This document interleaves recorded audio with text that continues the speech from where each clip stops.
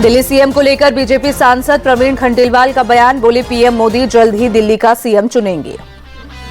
दिल्ली में कल होगी बीजेपी विधायक दल की मीटिंग। नए सीएम के नाम पर लगेगी मोहर। अगले हफ्ते बुधवार तक हो सकता है शपथ ग्रहण समारोह। दिल्ली में आज शाम बीजेपी महासचिवों की होगी अहम बैठक। बीजेपी अध्यक्ष जेपी नड्डा करेंगे अध्यक्षता। दिल्ली विधानसभा चुनाव में बड़ी जीत के बाद बीजेपी की पहली बैठक होगी। बैठक में संगठन चुनाव को लेकर भी चर्चा होगी।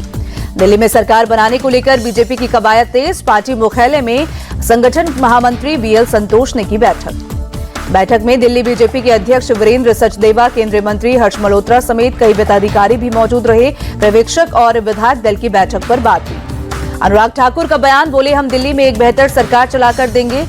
जल्द ही शपथ ग्रहण होगा।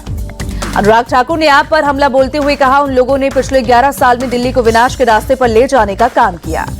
आप प्रमुख केजरीवाल की बढ़ सकती है मुश्किलें। सीवीसी ने चीफ विजिलेंस ऑफिसर से केजरीवाल के बंगले की डिटेल रिपोर्ट मांगी। बीजेपी नेता विजेंद्र गुप्ता ने शीश महल में हुए भ्रष्टाचार को लेकर सीवीसी से की शिकायत। गुप्ता बोले सीवीसी को करप्शन के सबूत मिले। शीश महल को लेकर प्रवीण खंडेलवाल ने केजरीवाल पर हमला बोला। कहा करप्शन का म्यूजियम है शीश महल। शीश महल को लेकर बीजेपी नेता सतीश उपाध्याय बोले नियमों का उल्लंघन कर केजरीवाल ने शीश महल बनाया। बड़े पैमाने पर भ्रष्टाचार हुआ। जांच से पूरा सच सामने आएगा। दिल्ली के मुख्य सचिव ने सभी विभागों से रिपोर्ट मांगी। आप सरकार के दौरान गैर सरकारी नियुक्तों को लेकर रिपोर्ट मांगी। बीजेपी सांसद रवि किशन ने दिल्ली के पूर्वांचलियों का जताया आभार। कहा उनका एक एक वोट बीजेपी को गया। न्यू इंडिया कोऑपरेटिव बैंक मामले की जांच तेज। बैंक के पूर्व जनरल मैनेजर द्वारा बैंक की तिजोरी लूटने की चौंकाने वाली घटना सामने आई। पूर्व जनरल मैनेजर हितेश प्रवीण चंद मेहता पर 122 करोड़ के गबन का आरोप। पुलिस ने मामले में एफआईआर दर्ज की। 2020 से 2025 के बीच हुआ पूरा घोटाला ईओडब्ल्यू कर रही है जांच। मुंबई में दूसरे दिन भी न्यू इंडिया कोऑपरेटिव बैंक के बाहर खाताधारकों की भीड़ उमड़ी। खाताधारकों ने पैसे लौटाने की मांग की। आरबीआई ने कल बैंक पर लगाया था प्रतिबंध। अमेरिका से डिपोर्ट भारतीयों की अमृतसर में लैंडिंग पर सीएम मान की आपत्ति। सरकार पर बड़ा आरोप लगाया। बोले विमान को दिल्ली या अहमदाबाद में क्यों नहीं उतारा, ये पंजाब को बदनाम करने की कोशिश। बीजेपी का पंजाब के सीएम मान पर पलटवार। मनजिंदर सिंह सिरसा बोले सीएम मान नौटंकी कर रहे हैं। पंजाब पुलिस की ट्रैवल एजेंटों से मिलीभगत है। ट्रैवल एजेंटों ने पंजाब के लोगों को लूटा।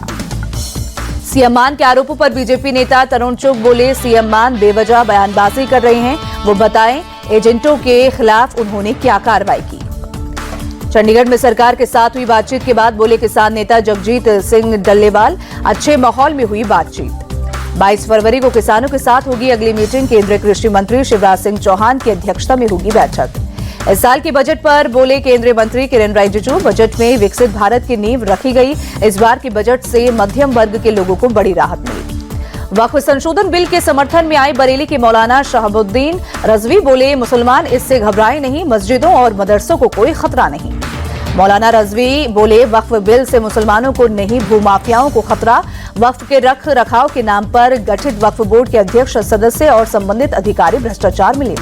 पश्चिम बंगाल शिक्षक भर्ती घोटाले में शुभेंदु अधिकारी के भाई देवेंदु का नया नाम सामने आया। सीबीआई ने हाईकोर्ट से जवाब तलब किया। सपा नेता मनीष जगन अग्रवाल गिरफ्तार। सोशल मीडिया पर आपत्तिजनक पोस्ट करने के आरोप में लखनऊ पुलिस ने पकड़ा।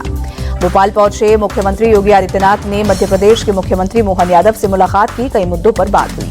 भोपाल में केंद्रीय मंत्री शिवराज सिंह चौहान की बेटी कुणाल की हुई शादी। समारोह में उपराष्ट्रपति जगदीप धनखड़ और सीएम योगी समेत कई नेता शामिल हुए। दिल्ली एनसीआर और हरियाणा में 11 जगहों पर सीबीआई की छापेमारी। साइबर क्राइम मामले में एजेंसी ने कार्रवाई की। 1 करोड़ रुपए ज्यादा कैश बरामद। भारी मात्रा में विदेशी मुद्रा भी जब्त। कुपवाड़ा में पुलिस और सेना का संयुक्त सर्च ऑपरेशन। 2 पिस्तौल, 5 मैगजीन समेत भारी मात्रा में हथियार बरामद। जम्मू कश्मीर में 3 सरकारी कर्मचारी बर्खास्त। टेरर नेटवर्क होने के चलते उपराज्यपाल मनोज सिन्हा ने एक्शन लिया। जम्मू पहुंचे उपराष्ट्रपति जगदीप धनखड़। उपराज्यपाल मनोज सिन्हा ने एयरपोर्ट पर किया स्वागत। सीबीएसई 10वीं और 12वीं बोर्ड की परीक्षा आज से शुरू। सघन चेकिंग के बाद अभ्यर्थियों को परीक्षा केंद्रों पर मिला प्रवेश। प्रयागराज मिर्जापुर हाईवे पर दर्दनाक सड़क हादसा। श्रद्धालुओं से भरी बोलेरो की बस से भिड़ंत, 10 की मौत, 19 घायल। छत्तीसगढ़ के कोरबा से महाकुंभ जा रहे थे सभी श्रद्धालु। घायल हुए 19 लोग बस में सवार थे। जान गंवाने वाले श्रद्धालुओं की उम्र 25 से 45 साल के बीच। प्रयागराज हादसे पर राष्ट्रपति द्रौपदी मुर्मू ने दुख जताया। ट्वीट कर लिखा, हादसा बेहद दुखद, मृतकों के परिजनों के प्रति संवेदनाएं, घायलों के शीघ्र स्वस्थ होने की कामना। प्रयागराज सड़क हादसे पर सीएम योगी आदित्यनाथ ने दुख जताया। बोले, मृतकों के परिजनों के प्रति संवेदना, घायलों के जल्द स्वस्थ होने की कामना।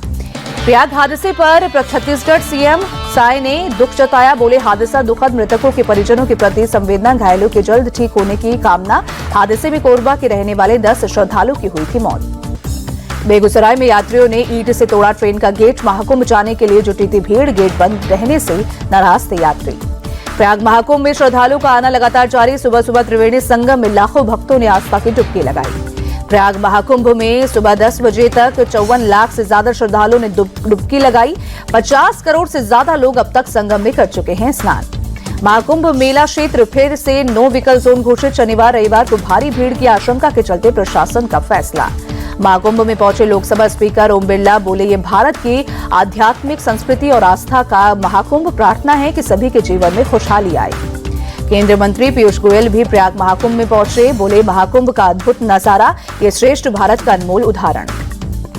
शुक्रवार को महाराष्ट्र के सीएम देवेंद्र फडणवीस ने संगम में लगाई आस्था की डुबकी। महाकुंभ का फोटो शेयर किया। महाराष्ट्र के मुख्यमंत्री देवेंद्र फडणवीस ने कहा, बहुत खुशी है कि मुझे परिवार के साथ महाकुंभ में जाने और पवित्र डुबकी लगाने का मौका मिला। देवेंद्र फडणवीस का बयान, बोले, ये आस्था का सबसे बड़ा कुंभ है। हर सनातनी हिंदू संगम में पवित्र डुबकी लगाना चाहता है। महाकुंभ में डुबकी लगाने के बाद अमृता फडणवीस ने कहा, हमें बहुत खुशी है कि हम उन 50 करोड़ लोगों में शामिल हैं जिन्होंने महाकुंभ के दौरान डुबकी लगाई। अमृता फडणवीस ने सीएम योगी को धन्यवाद देते हुए कहा, हम कोशिश कर रहे हैं कि नासिक में अगला कुंभ भी भव्य होगा। महाकुंभ में लोगों को जागरूक करने के लिए टावर कंपनी की अनोखी पहल। डेंटल हेल्थ की मजबूती के लिए नुक्कड़ नाटक का आयोजन किया। डाबर कंपनी ने अपने सुपरहिट ब्रांड डाबर लाल टूथपेस्ट को जनता के सामने रखा, उसके फायदे भी बताए। सुबह सुबह त्रिवेणी संगम का अलौकिक और भव्य नजारा दिखा। लाखों श्रद्धालुओं ने लगाई आस्था की डुबकी। ड्रोन तस्वीरें आई सामने। अयोध्या में उमड़ा राम भक्तों का जनसैलाब। रामलला के दर्शन के लिए लगी लंबी कतार। चारों तरफ जय श्री राम की गूंज। महाराष्ट्र के पिंपरी चिंचवाड़ में अतिक्रमण के खिलाफ कार्रवाई। अवैध निर्माण पर चला प्रशासन का बुलडोजर। यूपी के सीतापुर में बुलडोजर एक्शन। हाईवे किनारे बनी अवैध मस्जिद और मंदिर ध्वस्त किए गए। महाराष्ट्र सरकार ने लव जिहाद और जबरन धर्मांतरण के मुद्दे पर कमेटी का गठन किया। मौजूदा कानून समेत कई पहलुओं पर अध्ययन करेगी कमेटी। जम्मू कश्मीर के श्रीनगर में शीतलहर का सितम जारी। शहर के कई हिस्सों में धुंध की हल्की परत छाई। अंतर्राष्ट्रीय बाल कैंसर दिवस आज। हरियाणा सीएम सैनी ने कैंसर सर्वाइवर बच्चों से मुलाकात की। लखनऊ में प्रकृति एवं पक्षी महोत्सव वॉकथॉन का आयोजन। यूपी के पर्यावरण मंत्री अरुण सक्सेना और बीजेपी नेता अपर्णा यादव ने हरी झंडी दिखाई। यूपी के कन्नौज में मुर्गों से भरी पिकअप हादसे का शिकार। ट्रक से टक्कर के बाद गाड़ी पलटी। मुर्गा मुर्गियां लूटने की होड़ मची। वीडियो हुआ वायरल। सोना ऑल टाइम हाई बनाकर गिरा। कीमत 91 घटकर 85,998 प्रति 10 ग्राम पहुंची। चांदी की कीमतों में लगातार उछाल जारी। प्रति किलो 2,404 रुपए बढ़कर 97,953 रुपए बढ़ी। भारतीय शेयर मार्केट की वैल्यू $4 ट्रिलियन के नीचे आई। बाजार में गिरावट और विदेशी निवेशकों की बिकवाली बनी वजह। जियो स्टार ने नया प्लेटफॉर्म जियो हॉटस्टार लॉन्च किया। जियो सिनेमा और डिज्नी प्लस हॉटस्टार के मर्जर से बना है नया ओटीटी प्लेटफॉर्म। अब यूजर्स जियो सिनेमा और डिज्नी प्लस हॉटस्टार दोनों ही प्लेटफॉर्म के कंटेंट एक ही जगह पर देख सकेंगे। कंपनी ने 3 महीने और 1 साल के सब्सक्रिप्शन प्लान पेश किए। ग्लेनमार्क फार्मा ने तीसरी तिमाही के नतीजे जारी किए। 348 करोड़ रुपए का हुआ शुद्ध लाभ। कर्नाटक में महिलाओं के लिए पिंक मोटरसाइकिल पेश करेगी रैपिडो। इस साल के अंत तक शुरू होगी नई सर्विस। विदेशी मुद्रा भंडार में लगातार तीसरे हफ्ते बढ़ोतरी। $7.65 अरब बढ़कर $638.26 अरब हुआ। बीएसएनएल ने 17 साल में पहली बार कमाया मुनाफा। केंद्रीय मंत्री ज्योतिरादित्य सिंधिया ने दी जानकारी। तिमाही मुनाफा 262 करोड़ रहा। भारत टेक्स आयोजन पर केंद्रीय मंत्री पीयूष गोयल बोले, इससे इंटरनेशनल मार्केट में हमारा टेक्सटाइल्स का निर्यात बढ़ेगा। जो व्यक्ति इसे देखेगा उसे समझ आएगा भारत विश्व शक्ति है। अमेरिका के दक्षिणी कैलिफोर्निया में बारिश और तूफान के बाद कीचड़ फैला। कई जगहों पर बाढ़ और भूस्खलन। पेरू में पुल ढहने से कम 2 लोगों की मौत, 38 लोग हुए घायल। विमेंस प्रीमियर लीग में आज मुंबई इंडियंस और दिल्ली कैपिटल्स का मुकाबला शाम 7:30 बजे से वडोदरा में खेला जाएगा मैच। विमेंस प्रीमियर लीग 2025 की पहली जीत आरसीबी के नाम। ओपनिंग मैच में गुजरात टाइटंस को 6 विकेट से हराया। गुजरात जायंट्स ने पहले खेलते हुए 202 रनों का दिया लक्ष्य। आरसीबी ने 9 गेंद रहते 4 विकेट खोकर जीत लिया मैच। आरसीबी की तरफ से ऋचा घोष बनी player of the match. Richa Ghosh ने 27 गेंदों में धमाकेदार बैटिंग करते हुए नाबाद 64 रनों की पारी खेली। एलिस पेरी ने 57 रन बनाए। गुजरात जायंट्स की तरफ से कप्तान गार्डनर ने 79 रनों की पारी खेली। बेतमोनी ने 56 और डॉटिन ने 25 रन बनाए। चैंपियंस ट्रॉफी के लिए आईसीसी ने किया प्राइज मनी का ऐलान। टूर्नामेंट की विजेता टीम को मिलेंगे 20 करोड़ रुपए। उपविजेता टीम की झोली में आएगी 10 करोड़ की रकम। सेमीफाइनल में हारने वाली 2 टीमों को मिलेंगे करीब 5 करोड़ रुपए। टूर्नामेंट के हर एक मैच जीतने पर आईसीसी करेगा पैसों की बारिश। 5वें और 6ठे नंबर पर आने वाली टीम को मिलेंगे 3 करोड़ रुपए। 7वें और 8वें नंबर की टीम को 1 करोड़ 20 लाख रुपए देगा आईसीसी। 22 मार्च को होगा आईपीएल का आगाज। कोलकाता और बेंगलुरु के बीच खेला जाएगा पहला मैच। 25 मई को खेला जाएगा आईपीएल 2025 का फाइनल। कोलकाता के ईडन गार्डन स्टेडियम में होगी फाइनल फाइट। ऑस्ट्रेलिया के खिलाफ वनडे सीरीज में श्रीलंका का 2-0 से क्लीन स्वीप। दूसरे वनडे में ऑस्ट्रेलिया को 174 रन से पीटा। श्रीलंका ने 242 रनों का दिया था टारगेट। जीत का पीछा कर रही ऑस्ट्रेलिया की पूरी टीम सिर्फ 107 रनों पर हुई ढेर। श्रीलंका के दुनित विलालागे ने झटके 4 विकेट। पाकिस्तान में हो रहे त्रिकोणीय वनडे सीरीज का चैंपियन बना न्यूजीलैंड। फाइनल में पाकिस्तान को 5 विकेट से हराया। विलियम बने player of the match. Pakistan ने 243 रनों का दिया था लक्ष्य। न्यूजीलैंड ने 28 गेंद रहते 243 रन बनाकर जीत लिया मैच। डेरेन मिचेल ने 57 और टॉम लॉथम ने 56 रनों की पारी खेली। चोट के कारण न्यूजीलैंड के बेन सीयर्स चैंपियंस ट्रॉफी से बाहर। जैकब डफी को मिली टीम में जगह। पाकिस्तानी बल्लेबाज बाबर आजम ने रचा इतिहास। न्यूजीलैंड के खिलाफ 10 रन बनाने के साथ ही बाबर ने 6000 रन पूरे किए। साउथ अफ्रीका के हाथ से मामला के बराबरी की।